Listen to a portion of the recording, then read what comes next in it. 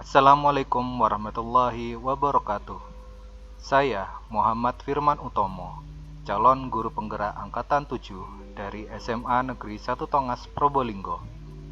Di sini saya ingin menyampaikan kesimpulan dan refleksi modul 1.1 tentang pemikiran Ki Hajar Dewantara.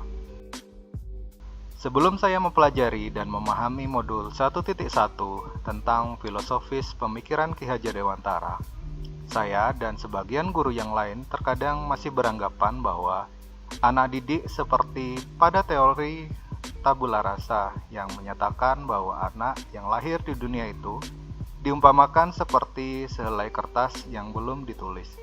Sehingga saya sebagai pendidik boleh mengisi kertas yang kosong itu menurut kehendaknya. Sebagai pendidik, memiliki kuasa sepenuhnya untuk membentuk watak atau budi anak seperti yang diinginkan. Sehingga terkadang masih menyeragamkan hal-hal yang ada pada anak seperti bakat dan kemampuan melalui instrumen-instrumen pengukuran atau penilaian yang bersifat kaku. Terkadang kita merasa kecewa saat menerima kenyataan bahwa anak didik kita tidak mampu berkembang sesuai dengan yang kita harapkan. Sampai muncul anggapan atau penilaian yang seringkali bersifat subjektif serta mengkotak-kotakan potensi anak. Bahkan melabeli anak ini masuk kategori pintar atau bodoh, baik ataupun nakal.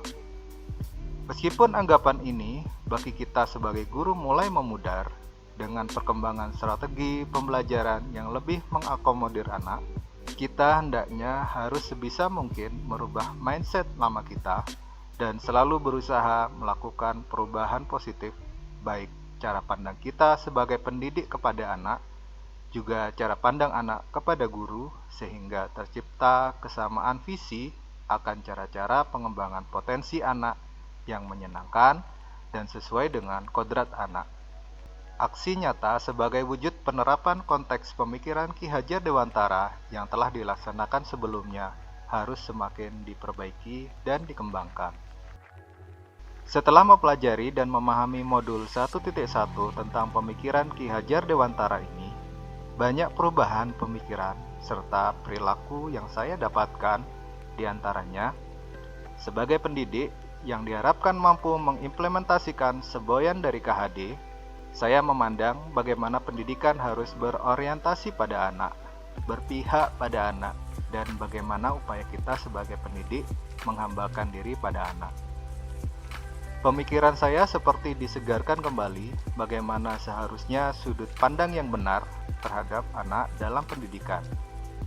Melakukan refleksi diri akan kegiatan-kegiatan yang telah dilaksanakan dan memilah mana yang sudah sesuai dengan filosofi KHD dan mana yang masih belum sesuai. Kemudian melakukan penguatan dan pengembangan aksi nyata sesuai dengan konteks sosiokultural yang ada di daerah kami, seperti pelaksanaan pendidikan yang bersifat holistik, di mana penguatan karakter anak dilakukan melalui aksi yang nyata sesuai dengan keinginan dan minat anak, seperti kegiatan proyek P5, kewirausahaan, kebinekaan, aksi nyata anak dalam ekstra PMR, maupun partisipasi anak dalam kegiatan pelestarian budaya di daerah mereka.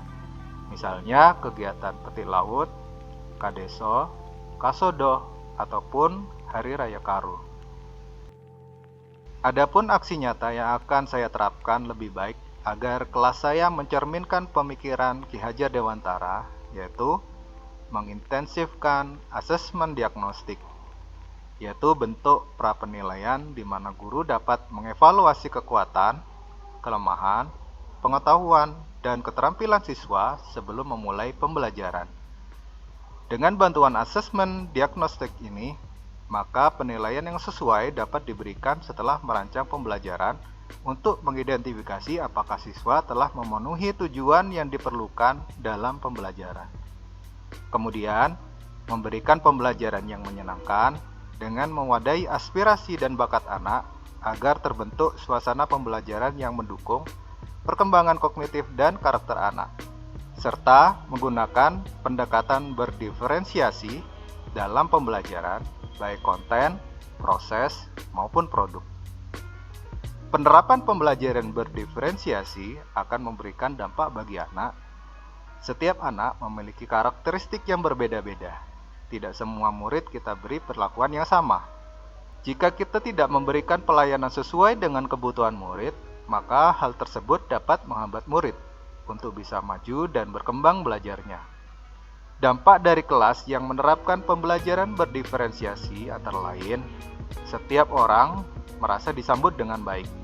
Murid dengan berbagai karakteristik merasa dihargai, merasa aman, ada harapan bagi pertumbuhan, guru mengajar untuk mencapai kesuksesan, ada keadilan dalam bentuk yang nyata, guru dan murid bisa berkolaborasi, kebutuhan belajar murid terfasilitasi dan terlayani dengan baik. Dari beberapa dampak tersebut diharapkan akan tercapai hasil belajar yang optimal. Beberapa poin kesimpulan yang saya bisa tarik dari filosofi Ki Hajar Dewantara tentang pendidikan yang kita pahami masih sangat relevan dengan perubahan zaman sampai saat ini, diantaranya: pertama, Ki Hajar Dewantara menyatakan bahwa pendidikan merupakan fondasi dari suatu pembentukan kebudayaan dari suatu bangsa yang beradab. Pembentukan dan perkembangan bangsa sangat bertumpu pada pendidikan sumber daya manusianya, terutama dalam hal ini adalah anak sebagai generasi penerus bangsa. Tidaklah suatu bangsa akan menjadi besar dan bermartabat tanpa adanya penerus yang mumpuni. Tidak hanya akan pengetahuan yang dimiliki, tetapi juga memiliki karakter yang kuat yang mereka kembangkan sesuai dengan potensi sosiokultural daerahnya masing-masing. Keberagaman yang mereka miliki tidak menjadi penghambat, tetapi justru menjadi penguat akan kelestarian dan kekayaan budaya bangsa. Kedua, bagaimana seorang guru diposisikan sebagai penuntun yang bisa membantu persemaian benih-benih kebudayaan yang akan menjadi cikal bakal peradaban, yang membangun karakter bangsa Indonesia sebagai bangsa yang berbudaya dan berperadaban. Kata menuntun di sini dapat berarti guru menyediakan kesempatan yang seluas-luasnya dan lingkungan yang mendukung, serta bimbingan kepada anak dalam kegiatan yang mereka lakukan untuk mengembangkan bakat dan kemampuan mereka. Guru sebagai fasilitator memberikan contoh, motivasi, dan dorongan kepada anak dalam mencapai cita-cita yang mereka inginkan, sehingga anak mampu mendapatkan kebahagiaan setinggi-tingginya sesuai semboyan pendidikan yang diajarkan Ki Hajar Dewantara, yaitu Ingarso Sungtulodo, Inmatjo Mangunkarso, dan Tutwuri Handayani. Tidak menyeragamkan hal-hal yang tidak boleh diseragamkan, tidak mengotak-ngotakan anak, apalagi memberikan label negatif pada anak didik.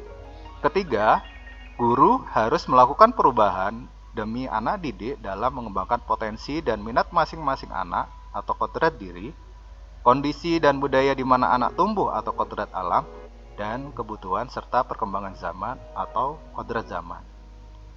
Kita sebagai guru harus mampu menjadi jembatan bagi anak, tidak hanya dalam pengembangan kognitifnya mereka saja, tetapi juga dalam pembentukan karakter anak yang saat ini tertuang sebagai profil pelajar Pancasila, serta menjawab kewajiban kita sebagai pendidik dalam menyiapkan anak didik kita dalam menghadapi tantangan revolusi industri 4.0. Meskipun pesan Ki Hajar Dewantara untuk tidak menjadikan pemikirannya sebagai sebuah ideologi, akan tetapi visinya telah menjadi jiwa bagi kita, menjadi inspirasi pengembangan kurikulum pendidikan Indonesia yang tidak hanya relevan pada zaman Ki Hajar Dewantara dahulu, tetapi sampai kapanpun selama pendidikan tetap berlangsung dan terus berkembang. Pengetahuan yang saya peroleh dari modul 1.1 ini sangat menginspirasi dan merefresh pemikiran saya agar selalu dalam jalur yang sesuai dengan pengajaran demi tercapainya belajar merdeka.